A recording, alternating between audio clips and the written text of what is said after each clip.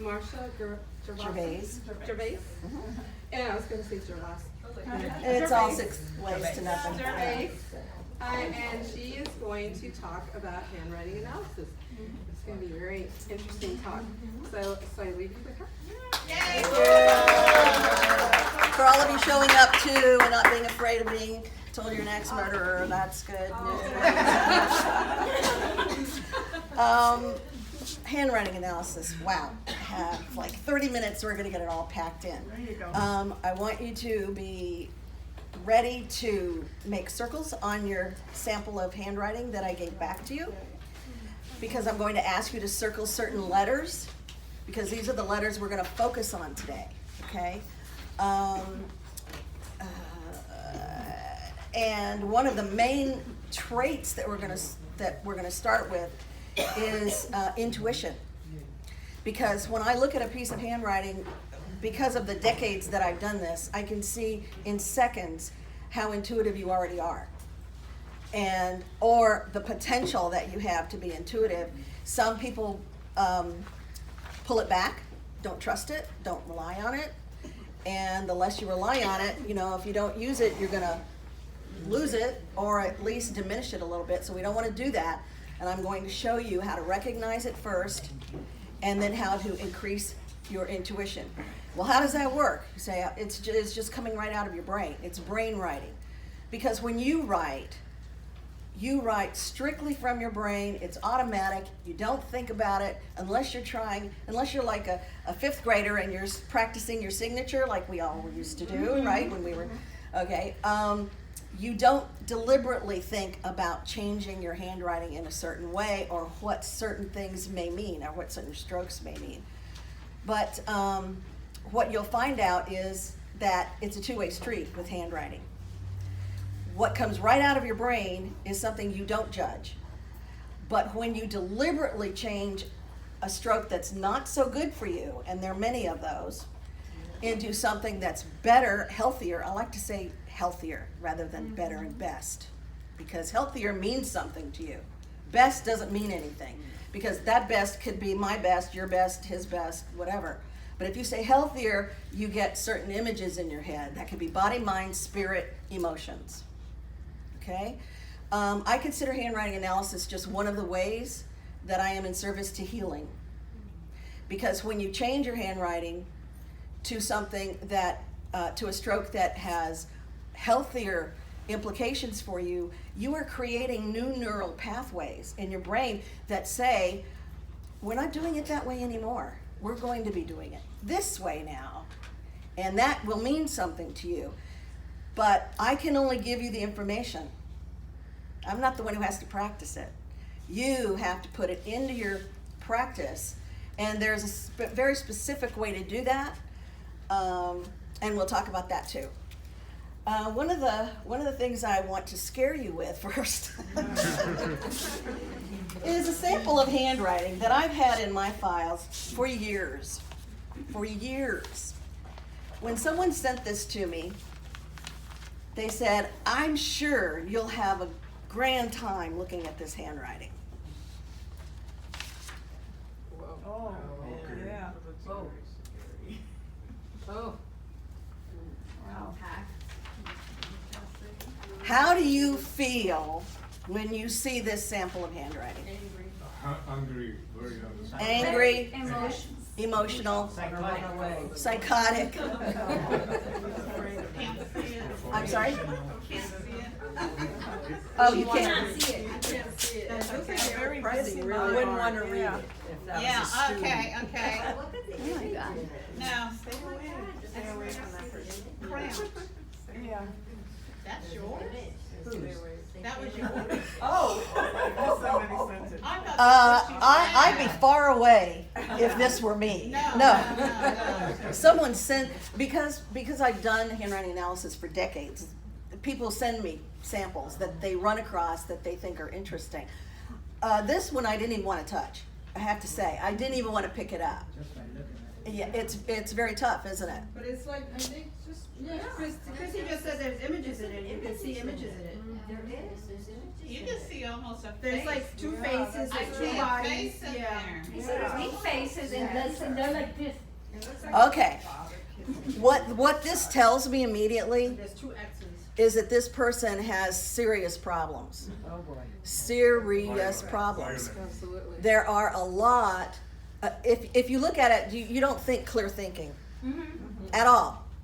Because he's the only one who basically could read this, unless, I mean, I could read some of it, of course, because I'm used to looking at handwriting. I used to teach 5th, 6th, 7th, and 8th grade, so don't tell me that your handwriting's illegible, because I've seen pretty much all kinds of handwriting. Yeah, well, let me tell you who this is. I just found out yesterday who this was, and I've had it in my file. This is how long I have, Ted Bundy? it's a criminal. Wow. He's in prison in Arizona. He won't get out, hopefully, till 2025. That's his rap sheet, I gather. This is what is called his form. And this is what he was convicted of, and all of this was while he was in prison. While he's in prison. And only some of them are well, a lot of it is threatening or intimidating, disorderly conduct, assault on an inmate, theft, possession, physical assault, staff obstruction, disrespect. I mean, yeah, he seriously has issues. What was his initial charge? His initial charge was kidnapping and sexual assault. And that's what he got many years for. Many years for. So I looked at all of your handwriting ahead of time. Good thing. None of you qualify for this. Just to let you know. Just to assuage your fears there. You're good to go, girl. By the way, if I apologize, if I apologize in the middle of something, it's because I've run into an inanimate object. I tend to apologize to that. Anyway, Maybe you should look at yours. pardon? Pardon? Maybe we should look at your handwriting. Oh, you're welcome to look at my handwriting. Any day of the week, any day of the week. I've learned a lot, I have to say. You need a Okay. chair for that to set it on, or? If I can do this, but I don't want to touch the angel. Okay. So if we can, Move the angel out. yeah, that would be better. I'll put it up here and I think everybody will be able to see it. Okay. Oh, we gotta get Betsy and sitting somewhere else. Okay, I can move. Okay. Let's set it on a chair. Okay. Intuition is a topic we're going to be concerned about. Does anybody have any suggestions about any other personality traits that you feel that we should cover? Psychic, is that the same as intuition? Yes. Psychic ability, intuition, yes. I would say compulsive behavior. Compulsive behavior? Okay. That's called an evaluated trait, which would mean that you would have to have a certain number of very specific traits that add up to an evaluation of compulsion. Okay, so I wouldn't be able to even approximate that today, but compulsion. Compulsion also sits under bipolar. Bipolar disorder. I'm not clinically clued in on to give an answer to that question. That's not what she's asking, Like that's different what she's compulsion. asking. Okay, Debbie? Honesty. Honesty, good one. And I'm going to put intentional deceit. What about people who Whoops. live in the past? Uh-huh.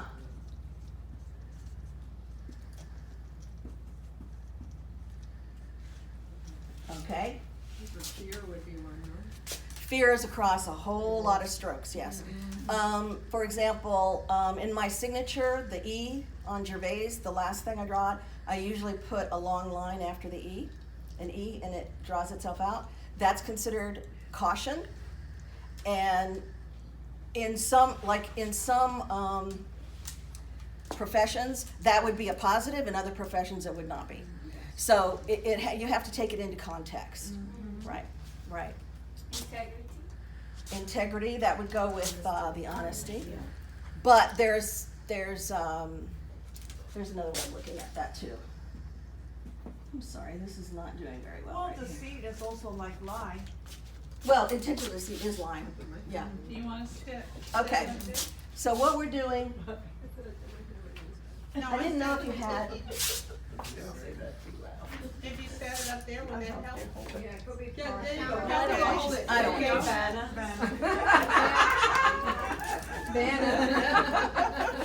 there's nothing on here, all you psychics out there. There's nothing written on this side of the board. Okay, yes, Debbie? I have another question.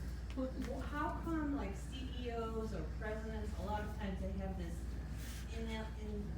unintelligible signature and it just looks like. Right. plus- Signatures are a horse of a different color. Oh. Signatures are usually what you are willing or what you want the world to know about you. Because a lot of times the signature is the only thing that people write cursive anymore, especially What about like these later days. What about control? The, narcissism? when if you get into the clinical stuff, I won't be able to do that with Okay. you because I'm not qualified for So that. maybe explain exactly what you're trying to get us to respond to, because I think we're not clear on that. Control. Well, if you look at your samples that you did, Mm-hmm. I want you to take the pens that you brought and circle the T's. I want you to circle every T in the sample that you wrote. You go ahead and do yours. It's okay. And then we're going to also look at another part of your sample after you do the T's, and I see that pretty much everybody is done. We're going to go to the intuitive part.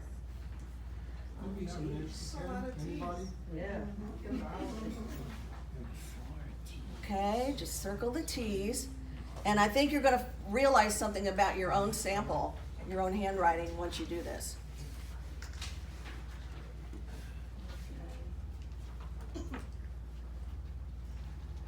What do you already notice about your T's? Some of them are different. They're different. Yeah. It depends They're on not what you write all after. the same. Yeah. They're not all the same. And by the way, when I do a handwriting analysis, I do not do an analysis or read for content. It could be in French, German, Italian, whatever. I don't read for content. Even if I could read the other language, it's just a distraction to me. I don't read for content.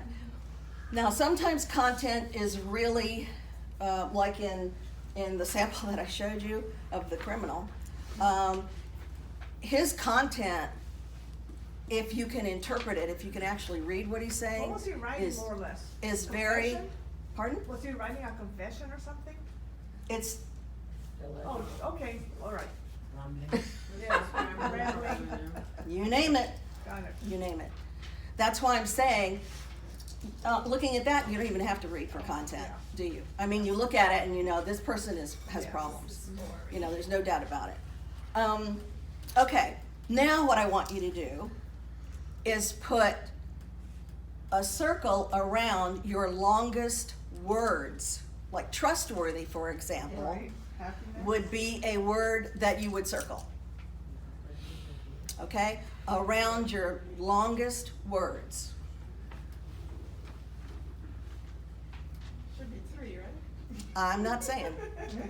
And I'm not saying how many T's, because some people might miss a word and that would be You mean that the T's involved? just Okay. I'll do it. around your longest words. Yeah. Okay? Yes, happiness and trustworthy would definitely be 2 that you would circle. Okay? Mhm. Okay. So let's leave the T's for a while because there's a lot to say about T's. In handwriting analysis, we're told that the T is the one letter of the alphabet that tells us the most personality traits, potentially. It could, for example, tell me where you set your goals, if you're a better starter than a finisher, if you're angry, if you're a procrastinator, if you need a vacation because you're under so much stress. You know, there's a whole lot that the T can tell us. So I'm leaving that for a simpler topic, which is intuition. Because the words that you circle that are the longest are the words that are going to tell you how you face your intuitive side right now. If you use it, if you rely on it, or if you close down on it. And you want to know that, especially for this group, because we want to not put stumbling blocks in our way. We want to be our own best friends.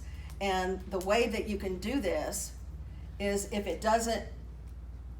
your style of making those longer words does not match what intuitively could help you, then you can change it.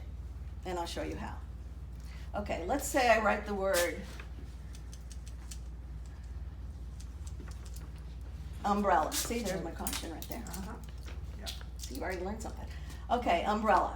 Now I could have written it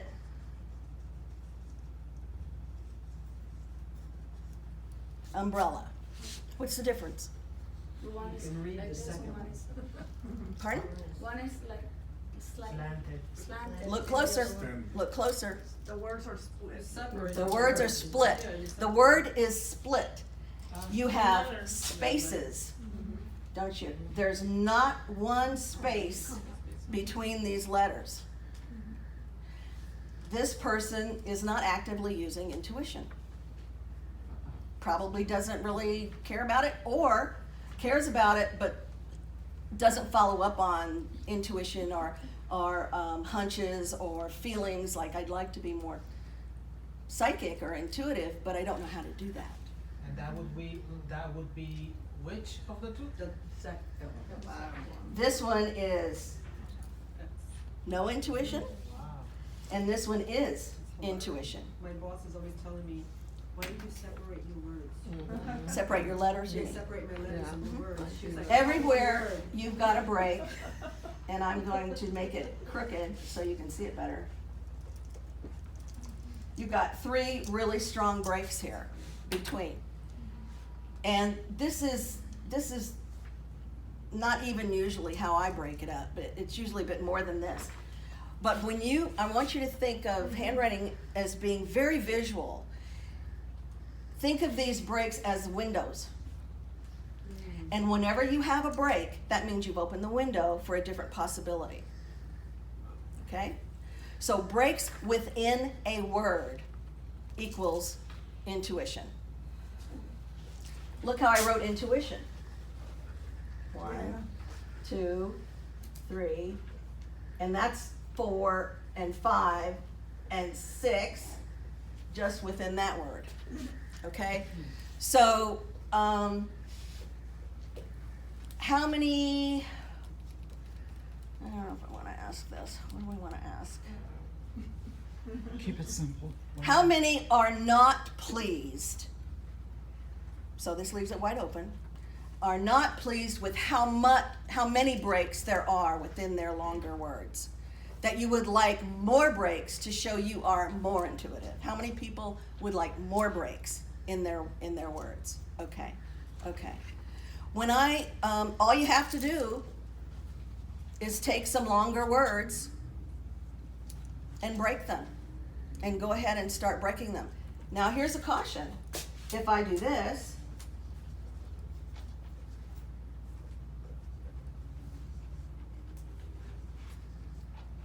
how many breaks do I have?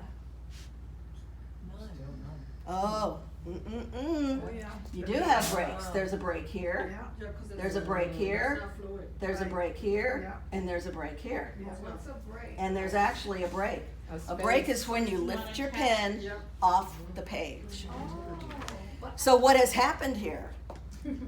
Does this person trust intuition that they do have potential for as much as this person? No. Because they're closing those windows. They're closing those windows, So see? there's a trust issue. Within themselves. But they could have also been told, you don't know that. How do you know that? How did you know so-and-so was gonna call? If you're a child, you close down. That's a shame. If you see children who have a lot of breaks within their words, listen to them. Because I get chills when I'm saying that. Because they're probably seeing and hearing things that you aren't, and you must start believing that there's something there to pay attention to. What if they don't write cursive, like the young kids? A lot of people now who write do print, Right. but they even connect some of the printing.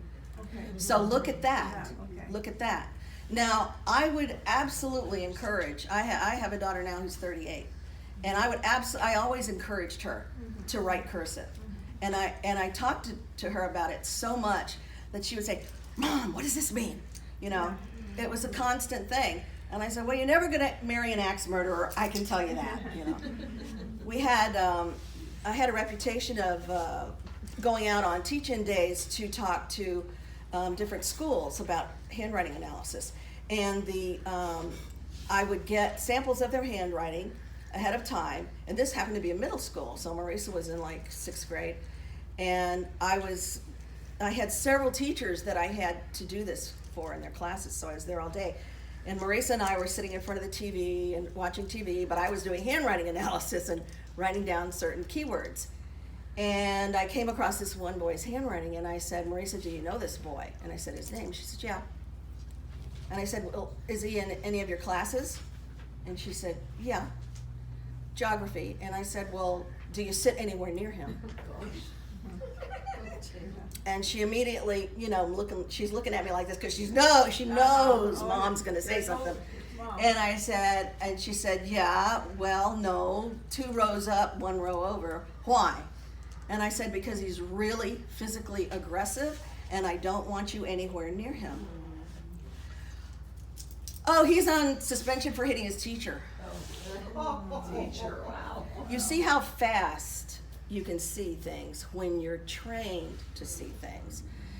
And you don't have to rely on the craziness that comes out of some people's heads when they actually have real problems thinking a clear thought.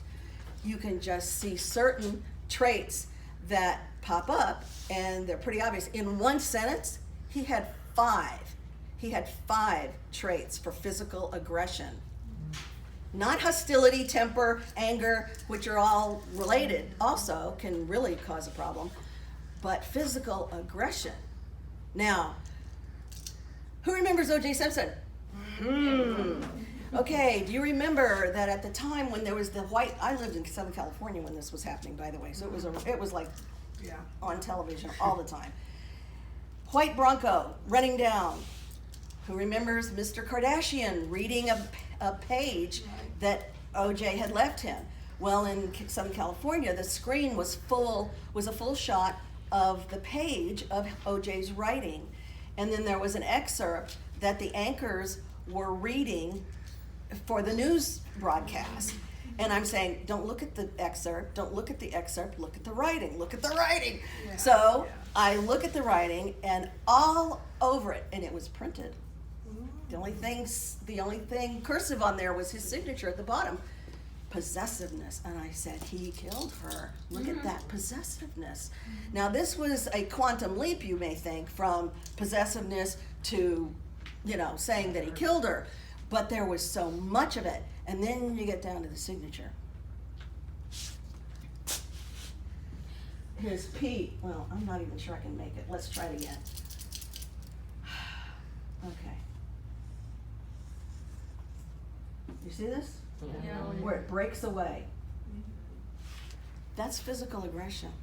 And that's the way Simpson, the P in Simpson, was written. Now, somebody said to me, oh, that's nothing. He was a football player. I said, excuse me, 30 years ago? Or however many years ago he was a football player? Doesn't have any reason to be in his handwriting anymore unless he is physically aggressive still.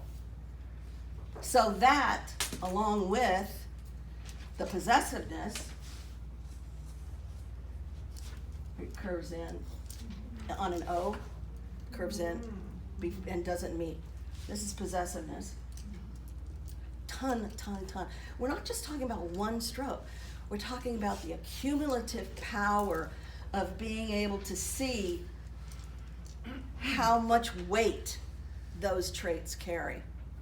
Okay? Now,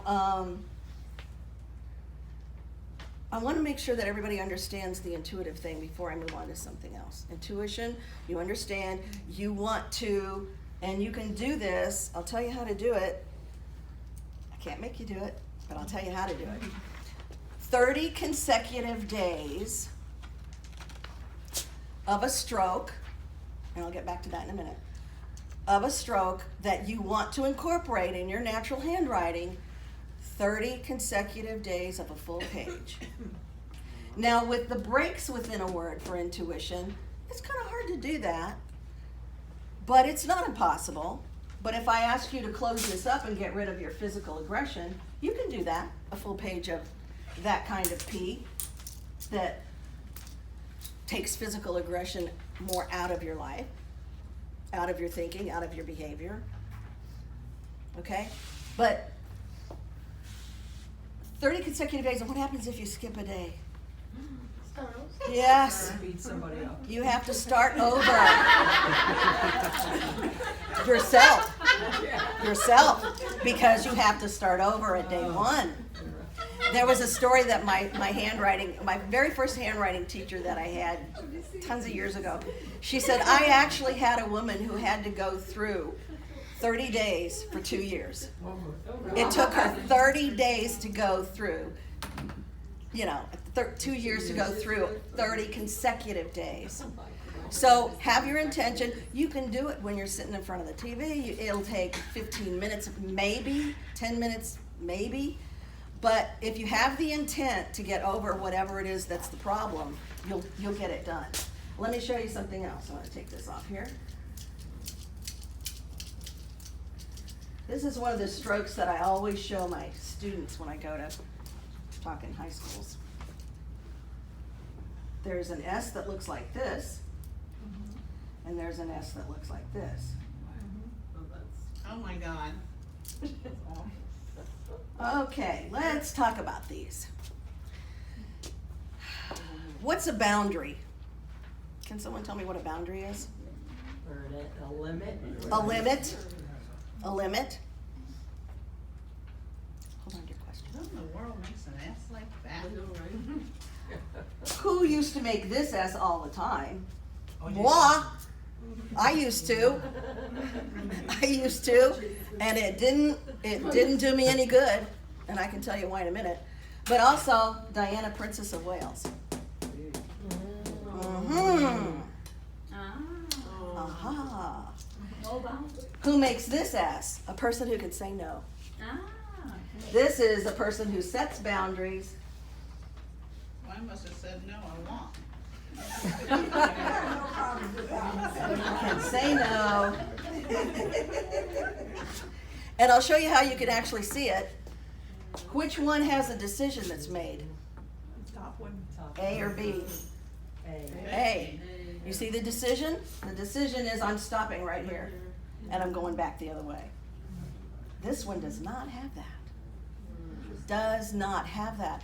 I call this, and I've done this for decades because it's so true, roll over and play dead S. Because people take advantage of you if you only make this S. People take advantage. And why? Because you haven't set boundaries. Oops. How in the world did you make that S? Just kept on going. Oh, okay. Okay, I'm going up, I stop, and I come back down. It's a decision right here. There's no decision here. It's like roll over, play dead, okay, here I go. That's how you can visually understand some handwriting strokes. Okay? A combination of these two is okay. Why? Because this also means compromise. But if you compromise all the time, you become a welcome mat. Don't do it. This is a very unhealthy, if it's the predominant stroke that you make, it can get very unhealthy very fast. And if you've ever had any confrontations with a narcissist, don't get out of this and start doing this. You'll have some headbutting for a while, but you'll understand and feel healthier when you make the decisions. You're much more decisive to stand on your own and in your standards. You have a question? What was that? I have 2 questions. Go ahead. Well, the first one is, so if you write print, If you're just printing. yeah, Mm-hmm. yeah. Let's talk about it. If you have a printing and you have that, for example, or, sorry, let's try this. For an S, I'm, you know, it's more fluid. It has this. Anytime you add a loop, by the way, it's imagination. It's imagination. And If what you, letter is that? S. That's an S. he was talking about Oh, I didn't S, hear it. yes. Julio was talking about S. But if you just do an S, you know, yeah. If you have a hook on the end, that means you hold on to things. You're tenacious. If you make a G like this, you have literary writing ability. You have creative writing ability. When your G looks like an 8. You're right, I'm thinking my handwriting is a Ah, hot mess. I'm sorry. You're what? I said, you're right, I'm thinking my handwriting is a hot mess and I'm just awesome right now. Who knew? Leave now before it gets worse. I'm so sorry. What did you say, literary what?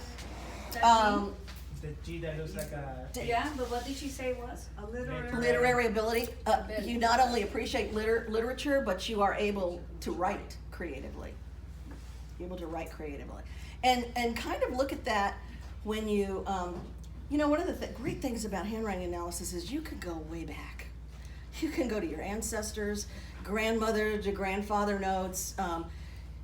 It's just so many doors that open to your understanding of the kinds of people that they were. It's fascinating, just fascinating. And even when you go back and you look at like Thomas Jefferson or George Washington or some of the founding fathers or some of the presidents after, one of the things that was so predominant in their handwriting when they started this nation, they made P's like this. Oh, yeah, You see this? That's how it was taught. that's right, That's that's just taught like that. yeah. That's argumentativeness. Mm. They knew what they wanted. They were going to debate it. They were going to talk about it, and they were going to solve it. So attorneys would write like that also. There you go. I was at Lake Howell High School. I don't know how we're doing on time. I'm sure I'm over. Oh, Lordy. Oh, Lord. Okay, Lake Howell High School. You know the one really good-looking boy that's always in the class that everybody laughs at. He's always joking, and he's just the clown, and, you know, bless his little soul. And he kept raising his hand and asking me questions, and he meant them to be provocative. You know, I mean, this is easy to see. Yeah. So I had my spiel on the board, and there was some open space, and I had already had them do some samples of handwriting, and I said, "Can I ask you a question?" And of course, now the spotlight's on him. Oh, yeah. Yes, sure, go ahead. And I said, "Well, do you make your P this way?" And I made my P this way. Oh. He said, "How did you know that?" I said, "Because it means you're argumentative." And everybody in the class laughed because he's known for this, right? And I said, "Wait a minute. Now I've got a teacher in the class with me. So I don't want her thinking I'm beating up on this kid because that's not my intention." I said, "Wait a minute. You haven't let the other shoe drop yet, have you?" I said, "Are you on the debate team?" And he sat up straighter and his eyes got big and he said, "No." I said, "Run." Because with this imagination, along with your argumentativeness, nobody's gonna beat you. Wow. Cool. Totally reframed what he thought he was Yeah. being told. Yeah. See that? Bravo. I love doing this. I love it. I love it because it is so good to see those spirits lift. Yeah. You know, when you can see, I don't have to live with that, but I can turn it into a positive. Yes. Okay? Okay? I know I can. Yes. Your A question? bit of a challenge, if I may get back to a second. Absolutely. I break, but I stop